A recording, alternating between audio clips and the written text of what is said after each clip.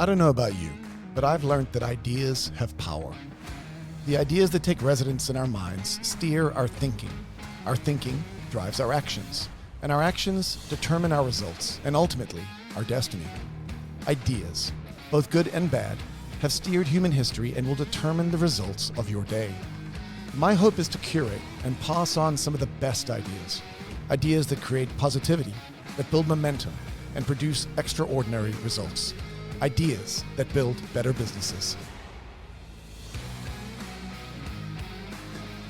So I was listening to a podcast with, it's actually John Maxwell. Do you listen to any of his stuff? I have not, no. Really, really smart dude, leading thinker on leadership and companies and culture. And he was just talking about culture. And they were running through this algorithm of how to build a culture, and it's kind of fun to listen to because obviously that's something we've won at as an organization and continue to win at. And but we're just thinking about culture not being a set of ideals on the wall, right? A bunch of slogans that you write out, but maybe more how you actually live, maybe the personality. I suppose if you were to, it's almost like if you were to audit your company and have someone make up your core values for you just by observing you. I feel like it's like the inner vibe of like what you see and what you feel, and it'd be scary for someone to write down the core values as an observer for many companies. It'd be interesting. Yeah, you're bratty. Yeah, like that wasn't great. Yeah. But as I think about our core values, and there's a lot of them, I think this success principle today maybe is number one at the center. It really has been at the center from the beginning of what defines who we are. I was thinking through this morning the extent to which we really do live this out and yet also are always in struggle with it. Well, as we get into this third success principle, I think that at the root of the human the exercise of being human and building and creating and society and structure and business in general is there's sort of like a huge divide in the world right now. And we've taken a very unique stance.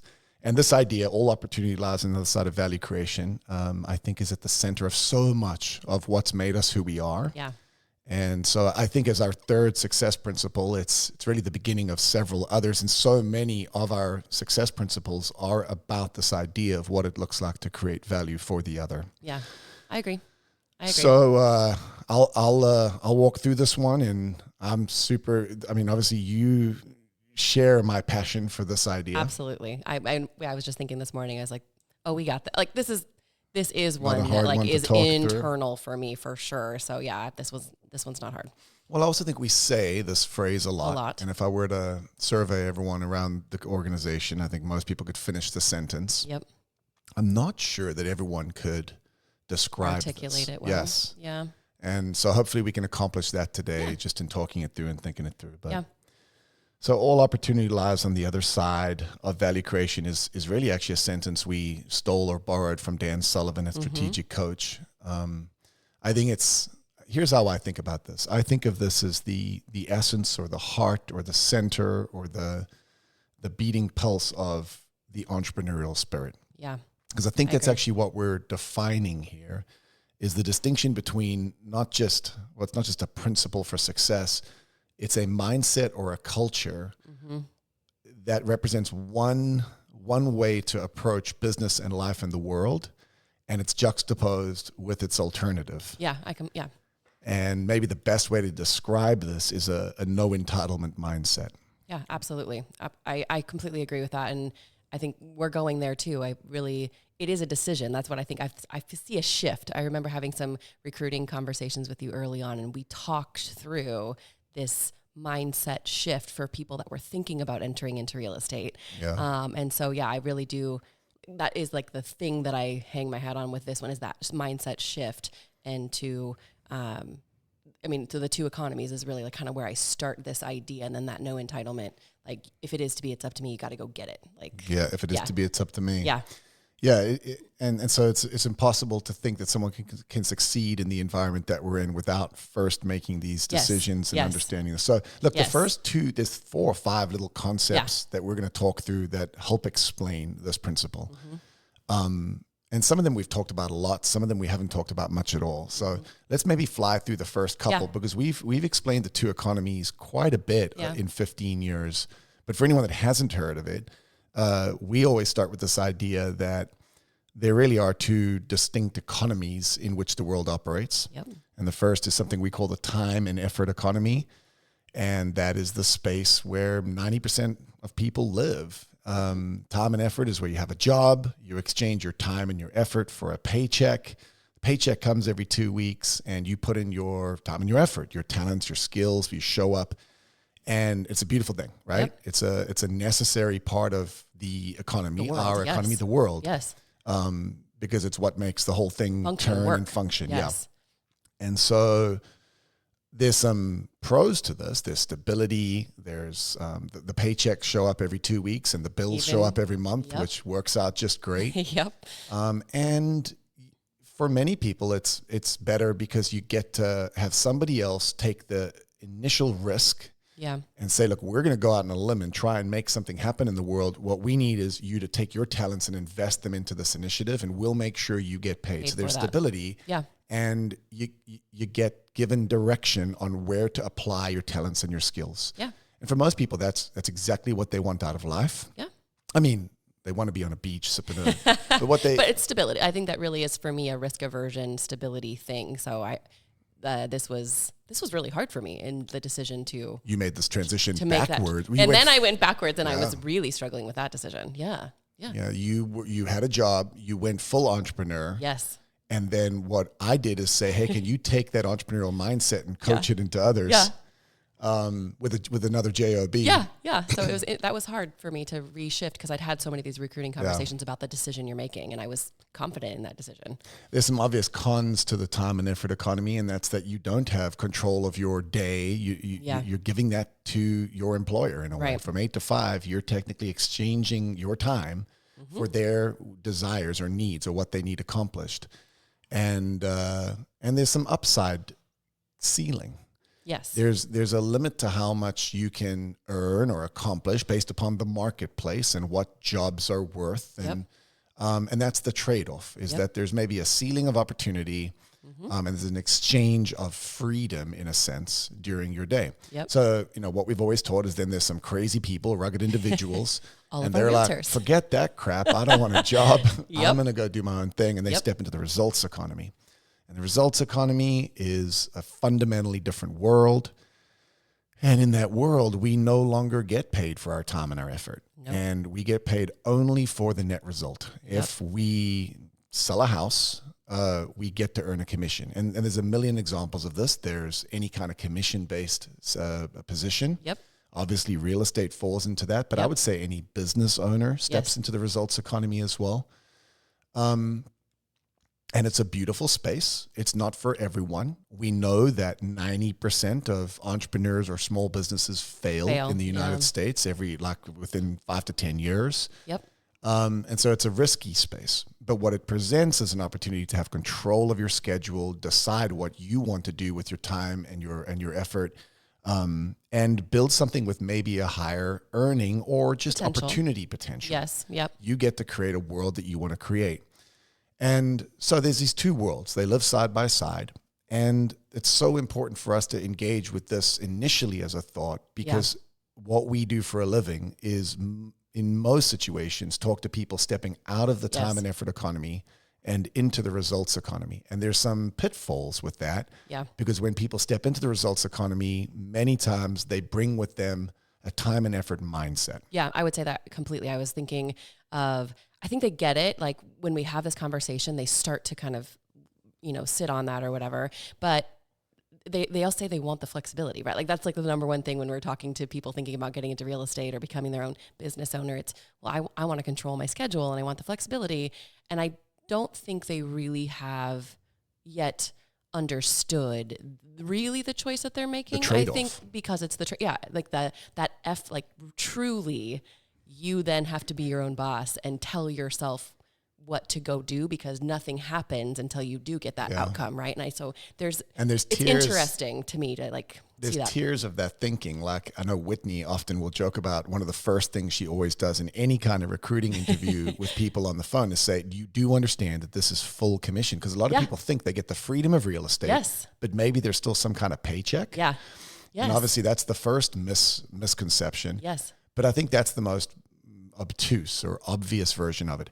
There's more subtle versions of that in our thinking down the line, where even though we know it's commission, we've got 10, 15 years of being trained to think a certain way in the world where we're like, I'm so busy. I'm working so hard. I've put in so many hours this week. Yes. And so the big shift here is that in the results economy, it's not just that it's commission versus a steady paycheck. No. It's that it fundamentally doesn't matter how much time you put in. In fact, it's quite the opposite. The rules are completely inverted. Yes. Putting lots of time in to get a Doesn't result necessarily mean is negative. Yeah. So if someone can show one house and it's $1 million home and sell it immediately, they earn a certain amount of money versus somebody else that could show 50 houses and it happens to be $100,000 property that gets purchased. Yes. It's completely irrelevant, the amount of time and effort that was put in. The fundamental outcome is the only thing that determines your reward in the economy. And that's a seismic shift. And it's not just the money part of that. There's a psychology that has to be undone in our thinking. We believe that the amount of effort we put in somehow ought to be commensurate to the amount of reward. Yes. And in the results economy, that fundamentally isn't true. Agreed. The only thing that's true, and that's where we're going, is are you able to create an outcome, not just for you, but for the other whom you're serving? Yeah. And when you can create that outcome quickly, like if I'm trying to build a house and there's 6 contractors I meet with, and one of them somehow has the ability to snap his fingers and have the house exactly as I want it tomorrow, and it takes no effort because he found a magic genie, that's actually worth more to me than having to go through the 6 months of maybe having the house that I want and having to go through the process of building it. There's an inverse relationship here. Yeah. And it really wrestles with our brains as entrepreneurs. Yeah. And is it terrible to put out in the universe that I actually want, this sounds terrible, I want our people to win, of course, but I want them to have to work hard to get to that first one. Sometimes it has the opposite effect when the first deal if you have an easy maybe win. comes in easy and quickly and whatever. And then, I don't know, like there's something about really having to plug away and keep doing the activities that produce the result. I don't know. Does that conflict with what I'm saying? No, I'm completely agreeing with you. I feel like sometimes you have to experience, I want you to experience a little bit of the hard and the doing, because then you're like, well, that was easy. Like if you get one right away and then you don't do the things that you really need to do to get the next one. I don't know. No, that's hard to put out there, but I've seen that a bunch as well. The irony of that statement is that somehow if they could just be lucky over and over and over again and never have to work hard, the truth is that they would earn the same or more. Yeah. And so this is why that offends our sensibilities, because what you're saying is if you get it too easy early, you'll fall into the trap of thinking that it's always easy. Yes. And that's something different. Then if you can find a way to manufacture it in a way so that it is systematically easier, you get to earn more. Yeah. And that wages war with our intuition, because our intuition is that more work equals more reward. Yes. But in the results economy, more results equals more reward. And if you've got a smart way to accomplish those results, and do it. 100%. Yeah. Now, what we need to get into is what the heck those results are. Yeah. Because there's misconceptions about that. Yep. But the next part of this little narrative that we've always run through, and all of this is a lead up to all opportunity lies on the other side of value creation. Yep. Is that if you've got these two economies, what we've always taught is that there's 2 success decisions that we as entrepreneurs need to make in order to be successful or flourish in the results economy. Yes. So the whole context here is you're stepping into real estate. It's different. The rules aren't the same. And there's 2 things that must be fundamentally true in your thinking. And the first is that you have to depend only on your own inputs for your financial success. You have to decide to depend only on your own inputs for your financial success. And this is so crucial because, well, what are we really saying here? We're saying that in this space, there is no one else, that You can't rely on the market. Yes. You can't rely on the broker. You can't rely on your friends and family. There must be no expectation. Yes. It must be something. If it is to be, it's up to me. Yes, that is I have to exactly. take ownership of my ship. And when you've been in a job or in the world, if you've grown up in the world that we live in today, Yes. there's so much entitlement and expectation that someone or the world owes me something. I have certain rights. I have certain, like, I'm in, the country owes me certain things. And this has seeped into our culture very, very deeply. Yeah. And when you step into the entrepreneurial world in the results economy with a raised ceiling, with the opportunity for freedom, you've got to understand first and foremost, actually in this world, no one owes you anything. And it's fully on you to take control of this ship and to structure it in such a way that it can produce results. Yes. If it doesn't, you will be spit out. Yep. And you should be spit out because this is the results economy. Yep. And if it doesn't produce, yes, this is the trade-off in this environment. Yes. The two words that I think of, and when you say that statement every time, is take 100% ownership and no entitlement. Like those are the two things to me that you just have to decide in this first one. Yeah, I just really think it's up to me and no entitlement. No one owes me anything. I got to go get it. I got to go do it. Yeah. So that's success decision number one. Yes. Success decision number two is you have to choose to expect no opportunity unless you first create value, which brings us to the essence of what we're talking about today. Yeah. I have to decide that not just it's fully up to me, but I have to decide that if I want to get what I want to get, if I want the opportunity for lots of commissions, lots of sales, if I want to buy the van, whatever it is that I'm trying to achieve, that I must believe that unless I'm able to create value in somebody else's life, unless I can build something that makes the world better for someone, open an option or a door for someone that creates an opportunity for them that somebody else couldn't, unless I can be something for the world, for the market, for the people I aim to serve, that creates value for them, and that in proportion more than what others can. Yes. Yeah.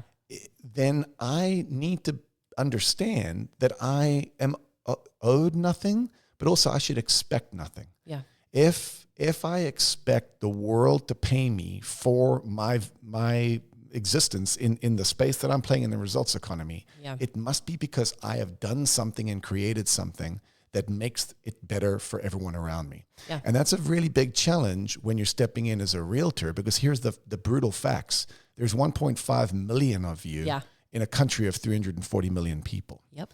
There are 8 or 9 or 10,000 realtors in the state of Iowa, and there's several hundred or thousand in whatever MLS you're in. Yeah. And all of them have CMAs, access to the MLS. Exactly. Their listings go on Zillow. Yeah. Like what really does make you different? Like correct. Really, you're not, like in a lot of ways. Well, you aren't in... From the surface, I guess I would say, like just having your realtor license does not make you... You're a commodity. Better, yes. In that regard. Yes, 100%. So 2 success decisions. More to say on the second one? Yeah, the word that I think of when I read that is abundance mindset, because first create value for me is you have to stop thinking in scarcity mode, because I if you just think create the value, give the value, don't be so worried about if they're going to take it and go do it. I hear that a lot from our realtors. Well, I can't leave the CMA with them because then they're just going to go do it themselves. There's something about that to me that still lives in that scarcity mindset. So that value, like, don't be afraid to just give it. You have to have kind of abundance thinking is what I think of. Well, I hear you touching on what we were discussing in the consultative selling course. Yeah. Where it's about value first, lead with insight. Yes. Value first, then expectation. Yeah. I think that's a very good category or example of this. It's slightly different than the one that maybe leads in my thinking. I think both are true. The one I'm thinking is more about value in the context of differentiation. Like, what are you doing if all you are is the same thing that everybody else is to the clients you're aiming to serve? Your value is, I guess, your presence. Like, if you happen to be at the open house at the time that they're there, that makes you valuable that time. And that's not value. Yeah. I mean, that is one form of value, is just availability. Mm-hmm. Oftentimes, our great agents will lose out to somebody else who ends up writing an offer with a client that they thought they had simply because they were at the right time at the right place. Yeah. So presence isn't not a value, but if all you're doing for the people you're aiming to serve is being as present or approximately as present as everybody else, well, first of all, is that the business you want to run? And second of all, is how valuable is that? And should you expect any return different than the median return that all realtors get on average? Yeah. And the average isn't great. Yeah. We know this in this business. Most agents are failing horribly. So if you want to be one of the 10 or 20%, your value, proportionate value compared to other, creation in the world compared to the, must be better. 100%. Yeah. Mm-hmm. So look, that's our starting point. And I think let's just bounce off to a couple of different ideas that are really interesting to me. But let's just sum this up. So there's two economies. Yep. We have to purge time and effort thinking. Yep. Because the rules are different. And I think that for all time, we will wage war with time and effort thinking. It just always creeps in because the entire world around us is structured in a time and effort structure. Oriented, yeah. Mm-hmm. And then, two success decisions. It's up to me, depend on my inputs for my financial success, and then expect no opportunities first create value. And that is all opportunity lies on the other side of value creation. Yep. So, the phrase, the slogan makes sense intuitively, but I think that those frameworks really help you understand exactly what it is we're talking about. Internalize it, yeah. And again, my summary of that is just no entitlement mindset. I'm owed nothing.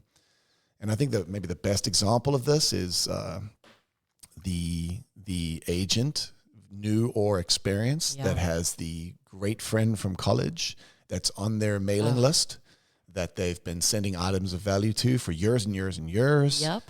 That buys a house with somebody else. And the sheer offense that agents feel, this betrayal, how I can't believe they would do this. Like, what a jerk. Don't they know I'm in real estate? You hear this. Surely why didn't they pick me? They knew I was, I think that is a fundamental flag or a red, what do we call it now? A red flag? Red flag. What do we call it?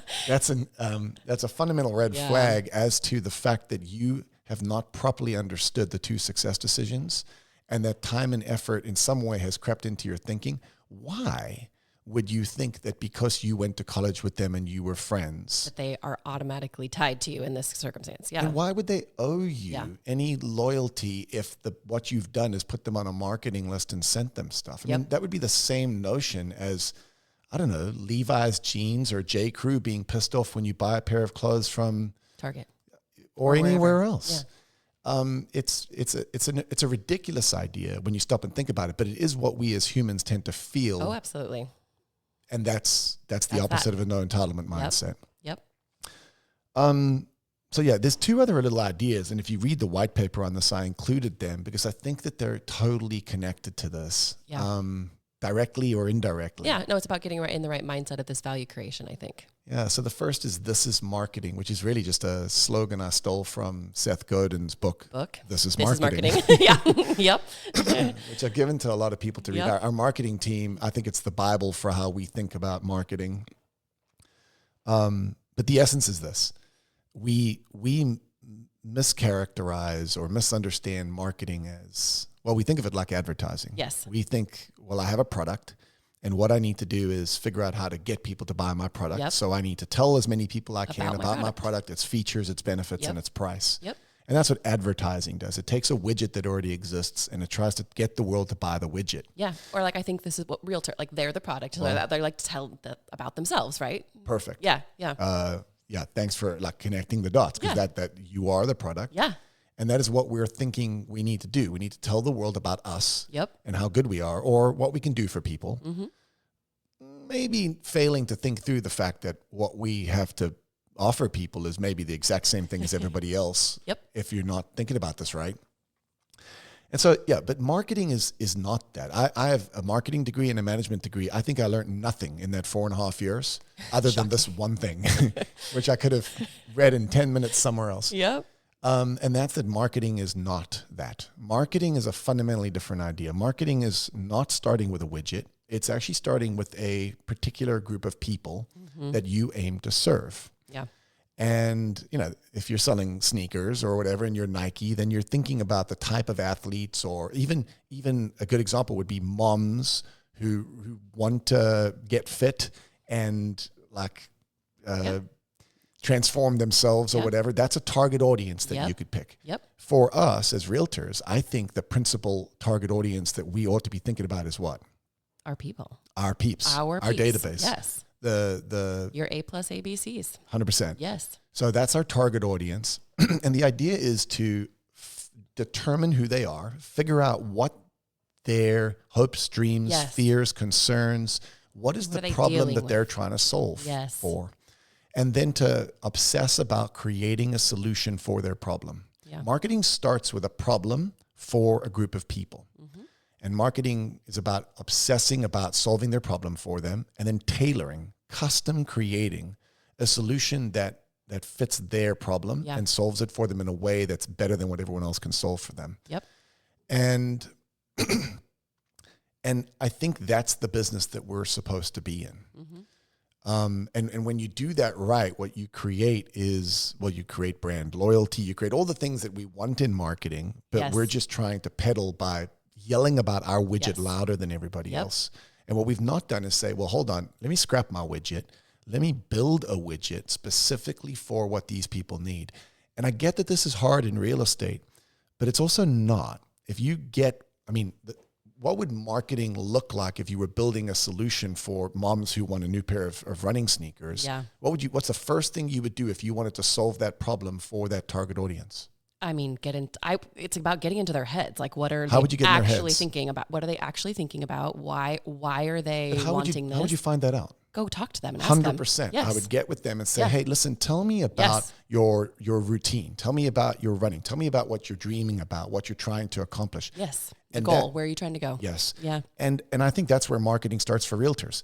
How do I identify this group of people that I want to serve? And then how do I find out what was their past experiences like? Yeah. What do they want more of in a real estate experience? What do they wish realtors would be able to provide for them? What would help them feel connected to the marketplace and know what's coming down the pike, or what do they want to know about their home? Yeah. This would be really market research is what we'd call that.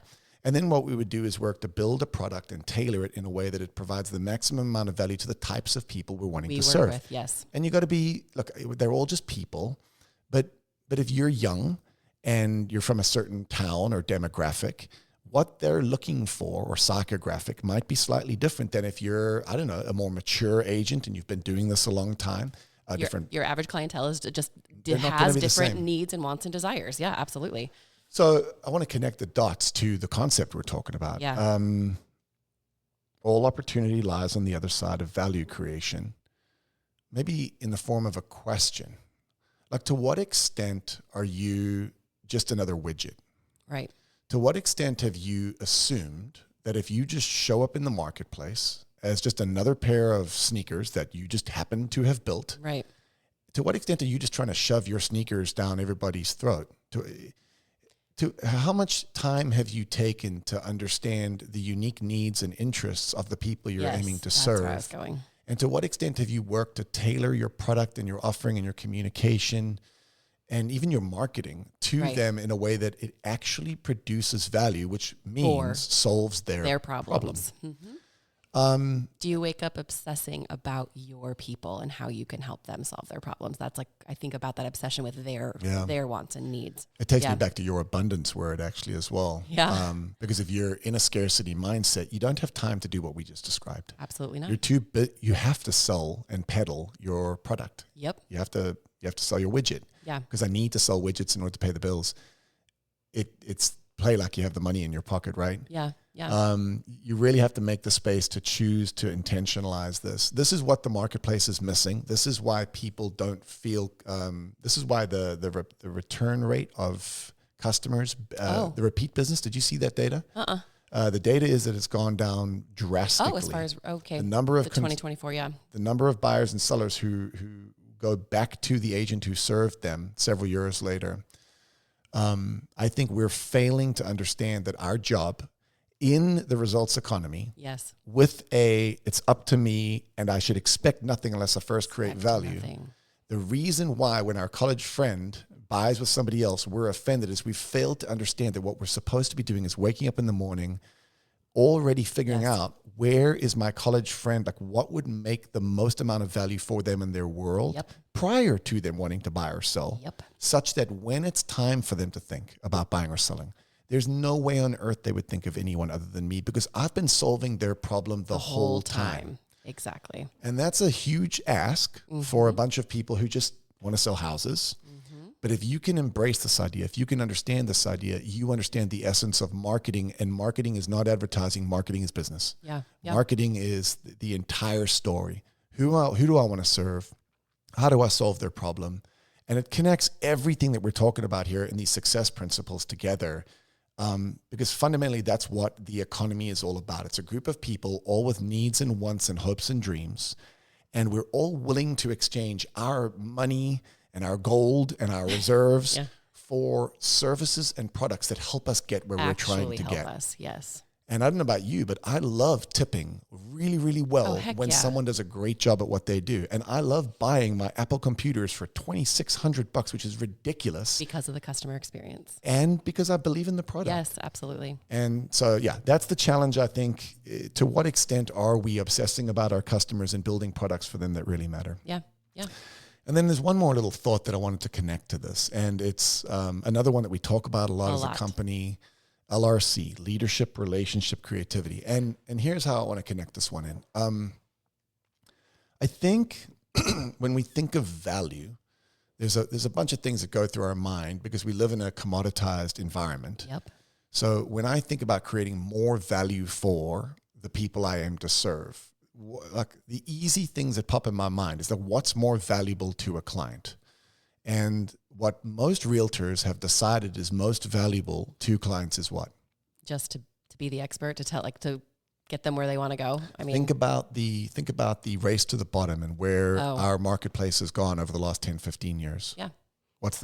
I think that first thing when you say that comes to my mind is just the availability, be the one that gets them in the door. Availability. Yeah. Be the one that gets them in the door. I just need to be everywhere. Yeah. But the other one that I'm actually fishing for is price.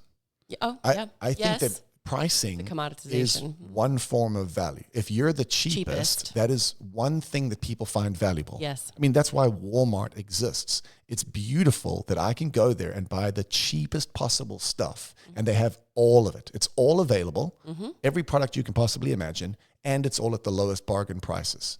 This is what... Now, another one might be speed. So think of Amazon. Quickly. That's value. I get to buy it. It's all there. It's accessible again. And it shows up the next day. So I think those are valuable. And I think that those translate straight into real estate. Yes. Are some people looking for affordable? Yes, absolutely. And are they looking for timely and available? Yes. 100%.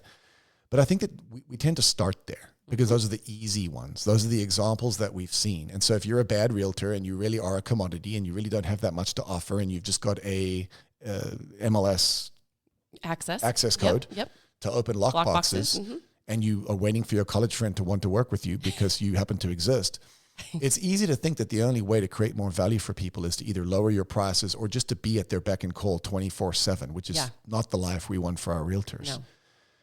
What I want to challenge everyone to think about is the idea that at the lowest end of the food chain, value tends to look like cheap or available or affordable. I hear you. As you climb the food chain, what you learn is that what higher and higher stakes situations, when you're looking for a doctor to do surgery on your child that has some terminal illness. Yeah. Cheap is not what you're looking for. You are not thinking, that's not even entering your mind. What you're looking for is best, right? Yep.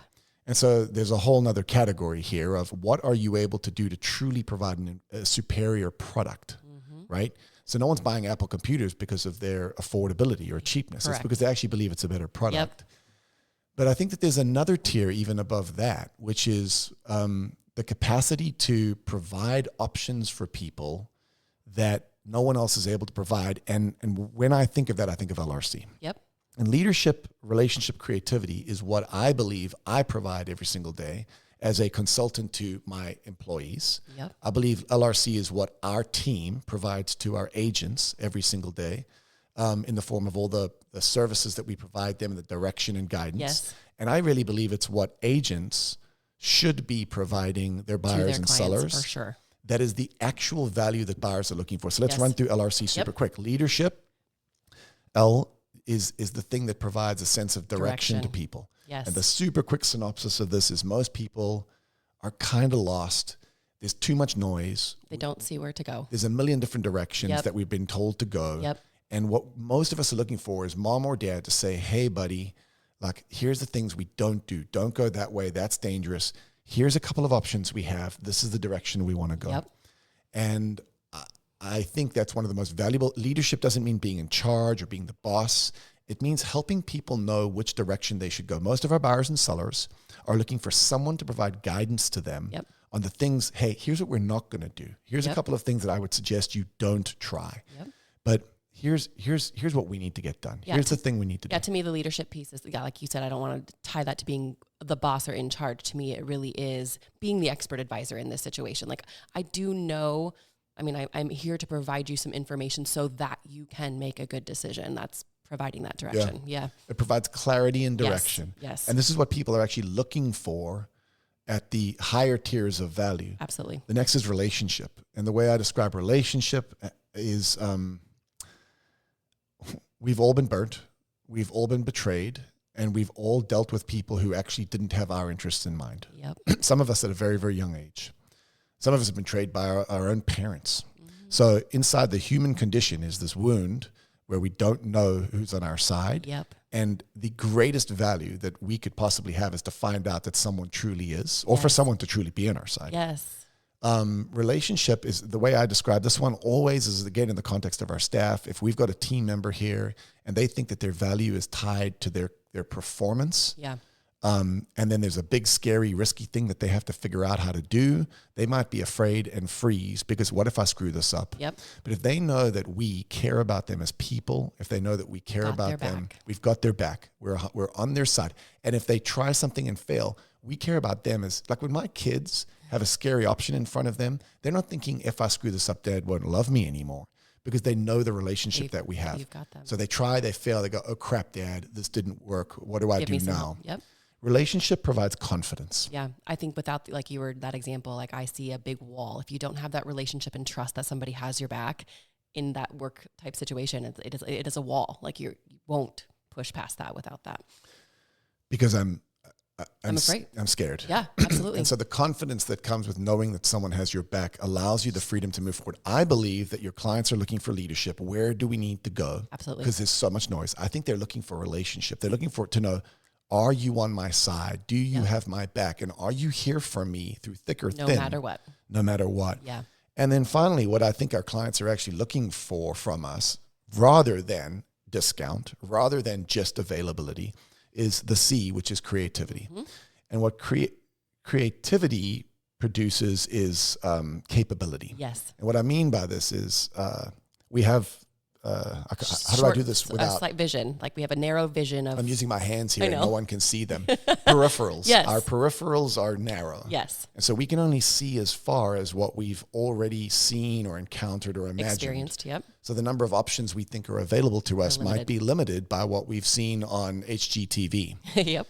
But when someone can step into our world and say, hey, like, yeah, those are options. We can do this and this. But have you ever thought of this? Or what if we were to, or, one time what I did with a client was we went down this path. All of a sudden their peripherals widen and more options become available. And what that produces is capability, because now there's new things that they can do that weren't available to them before. Yeah. LRC, leadership, sense of direction, relationship, confidence to act, and creativity, the capability, new capabilities to be able to act. Feel comfortable making those decisions, right? Yeah. And so to try and put this all back in the bottle. Yep. Because we've covered so much ground here today. These are like several of my favorite concepts of all time, right? I think we're in the value creation business. And we understand that we should expect no opportunity unless we first create value. And we understand we're in a different environment and we're paid for the result, not the inputs. Yep. And And if we can obsess about the people that we're aiming to serve and truly build and tailor a product that's actually for them, and we don't just start with what did I learn at my 60 hours? We go, wait, what are these people feeling and thinking and needing? Yeah. And then we can wrap ourselves with the confidence of going, it's not just discount and it's not just availability and it's not access to the MLS. What people are really looking for is a guide. Yeah. They're looking for someone to come alongside them and help them make smart decisions and know that you've got their back and open doors of ideas and options for them that they didn't even know existed and wouldn't even have thought to ask about. All of a sudden, we're opening the door to the threshold of what real value looks like. Yeah. Real value looks like understanding no one owes you a thing, but if you truly obsess about them, and are willing to go put yourself on the line, your ego and your emotions, to go and truly figure out how I can help these people solve their problem. You're on the cusp of greatness in an environment, in a marketplace where everyone else is just a commodity. And everyone else is peddling their widget, and everyone else basically has the same CMA to present. And I don't think this is super profound. I think these are easy ideas to understand, but I don't think they're where our mindsets start as realtors. It's not always easy to enact and live out, right? It's easy to say. It's not actually easy to do all the time. Yeah. Well, because it's big. And hairy and maybe too philosophical for most people. But I really do believe that ideas are the beginning of everything. And if you can allow this to soak in and just maybe ask yourself some of those challenging questions, like where am I actually obsessing? To what extent am I just trying to sell my product? And then maybe better questions are, what are the people I aim to serve truly dealing with right now? What are the struggles and obstacles that they're encountering that if I could proactively provide LRC to them through whatever means that might be, coffees, discussions, great marketing pieces, helpful insights, items of value that truly produce, lead with insight, 100%. Then all of a sudden I can expect great results. Because if someone did that for me, I know I would want to work with them. If someone was doing that for me in any space or any context in the marketplace, I know my loyalty would be there.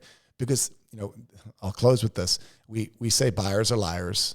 Remember, I banned that phrase several years ago. But what I said in response is actually buyers are loyal to value. Absolutely. And I think that's true for everything. I'm very loyal to anything that truly provides more value for me. 100%. And I'm more than happy to exchange significant amounts of my cash that I've worked to earn and save up for something I perceive as truly valuable to me. And so I hope everyone can have that soak in. Think LRC and then ask yourself, have you made those 2 success decisions? What else would you add to help? LRC. I just keep going back to that. That one's so powerful for me. They're paying you to be a consultant. They're paying you to be on their side. They're paying you, and people, then you're no longer competing on price. You are competing on what you are providing for them, which is that value. So this is so much of what we believe in, live in, and breathe in, and you can do it. It's just a decision you have to make. All opportunity lies on the other side of value creation.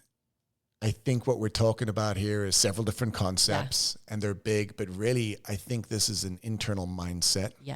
And it's a way that you wake up in the morning. Make the choice. And in the world that we're living in, I think you're either waking up believing that somehow you're entitled to something from everyone around you, or you're waking up going, wait, what can I do to create value for everybody else? And I think not just for the reward, because what I love about these success principles is where we're headed is we start with, want what you want. Decisions, I haven't told you where we're headed. But as we wrap the series up, I think what's beautiful about all of these is that this isn't greedy. This isn't about what you can get. This is about a beautiful economy of exchange. And once you can buy into the idea that the world is made better when good people choose to wake up in the morning thinking that no one owes them anything, but working to create great things for others. If everyone had that mindset, what would the world look like? Now, I can promise you this, they won't. Everyone will not have that mindset. But the more of us who do take on that approach to the world, the better world we create. Absolutely. And so I want to be one of those that. people. I want our team to be those people. I want to challenge everyone to have that mindset. Absolutely. And purge yourself of anything that gets in the way of that, because that's how you win long term. Yep, I agree. Catch Good yourself stuff. along the way. Yeah. Well, thanks for talking through that with me. This is a fun one. This Covered is a really lot of good one. ground. Yeah.